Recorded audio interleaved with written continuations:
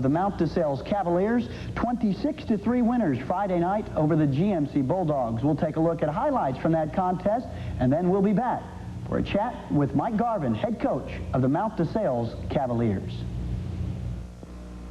Mount DeSales was looking for its first win of the year, taking on the GMC Bulldogs, and after falling behind early 3-0, they rallied to take a 14-3 lead at half. But then in the second half, GMC came out smoking, and the catch of the game, Ashley Andrews to a leaping, diving Gary Meyer, complete, and GMC was on the roll. They would drive the ball down into Mount DeSales territory before finally the Mount DeSales defense would once again stall the drive.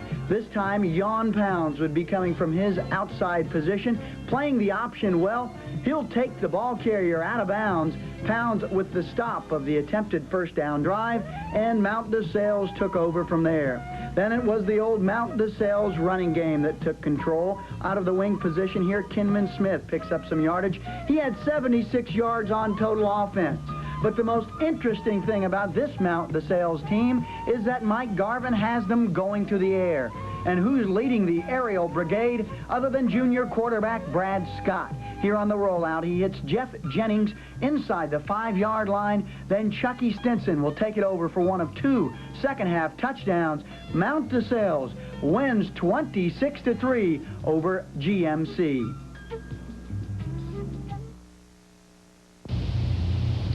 I'm Brent Weber, back with the coach of our team of the week, Mike Garvin of the Mount DeSales Cavaliers. Coach Garvin, 14-3 at halftime. The highlights we saw were from the second half, and I guess they got on the board first in the first half, and they came out really pushing you guys in their opening drive in the second half.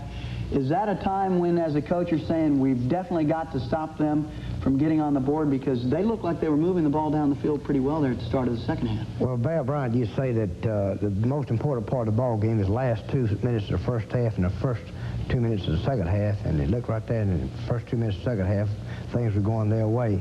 But we got together and stopped them, and we took complete control of the ball game from there on out. Now, they scored after a turnover early in the game. Well, we kicked off them. We let them have the ball out to the 40-yard line, and then they did not get a first down, but they punted, and we did not field the ball, and the ball rolled inside the 5, and then we fumbled on the second play, and they got the ball on the 5-yard line. So we were able to stop them from getting a touchdown, primarily because they had a penalty that pushed them back, and they did kick a field goal. So overall, your defense, they bent a little bit, but they never gave up the touchdown. They held them to, I guess, 65 yards total offense. Were you satisfied with the defensive effort overall? Well, I tell the kids all the time, if you're satisfied, time to die, because you don't have any more reason to exist. But we've made some improvements. We're coming along, and we're still playing a lot of young people, especially on our defensive line. Last night we started on our defensive line, and all of the guys that started were juniors, except from one, which was a sophomore. We did play a couple of seniors a little later on defense, but we made some improvement, and that's what it's all about. Something I saw, you did not allow any big plays. Is that something that you emphasize defensively? Well, we always emphasize that defensively. Last week, in fact, the last 2 ball games, we let them have some big plays, and that's the reason we didn't win. Savannah Christian made some big plays the second week that really was the difference. But we always stress not to let them have a big play. We play a 50 defense, which is a team sort of defense, and it's not a defense that's going to have a lot of penetration and whatnot. So we do try to, if we can stop for 2-3 yards of clip, we're going to make them punt. Now, offensively, people are shaking their heads. They cannot believe that this is Mike Garvin's team throwing the football, but you're throwing the ball well. At least Friday night you did. Well, before the season started, I knew we was going to be able to throw it a little bit better than we have in the past couple of years anyhow. In fact, the last time we really were able to throw it was we had a quarterback named Pete Sherrill played for us back several years ago. But Brad Scott did a good job. He's coming along, and we think we're going to be able to throw the ball a bit more. I'm not really one who wants to throw it, but we will throw it if we have to. Now, let's talk about Brad a little bit. He's a young man.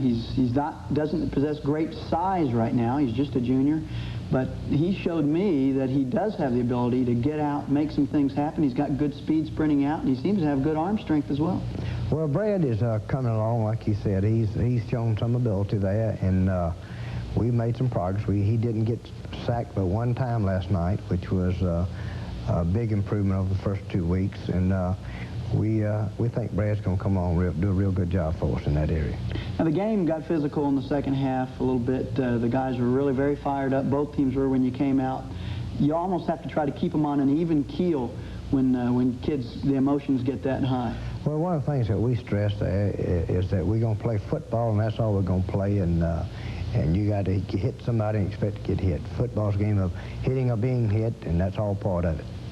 Now, we talked about the defense and the offense. Let's talk about your schedule for just a second.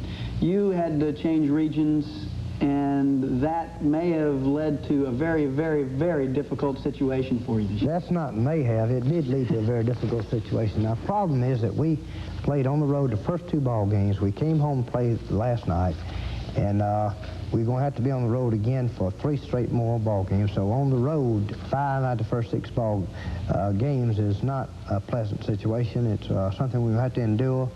It's difficult in any league under any circumstances. And you'll surely know what type of team you've got once you get through those first 6 games. Well, it might help us, but it also is probably going to hurt us a little bit. But we got to survive, and we are survivors. We've always been survivors, and I hope we'll be knocking on the door when the season's over. Now, next week, the team you'll be playing is not exactly what we could consider a slouch. They won big on Friday night, and they're apparently a very strong, strong team. Southland has got an experienced team. They start on the offensive line, 6 seniors. They have 1 junior starting on the offensive line, and they start offensive backfield, 3 seniors, and 1 junior. So they're an experienced ball club. They've got an excellent running back in Chan Reeves. The quarterback, Stephen Summers, has done a good job for them also. Defensively, they play primarily a 50 defense, and they are big and strong. They've got a nose guard that they're listing at 270, but I don't think they can read scales very well down there. Well, Coach, congratulations on the 26-3 victory over GMC. We will be getting you a trophy from B&B Trophies as our Team of the Week here in the 2nd week, and I'd like to congratulate you and thank you for coming on the show. Thank you. Thank you very much. Head Coach Mike Garvin of the Mount DeSales Cavaliers, 26-3 winners over GMC. We'll be back with more Middle Georgia football right after this.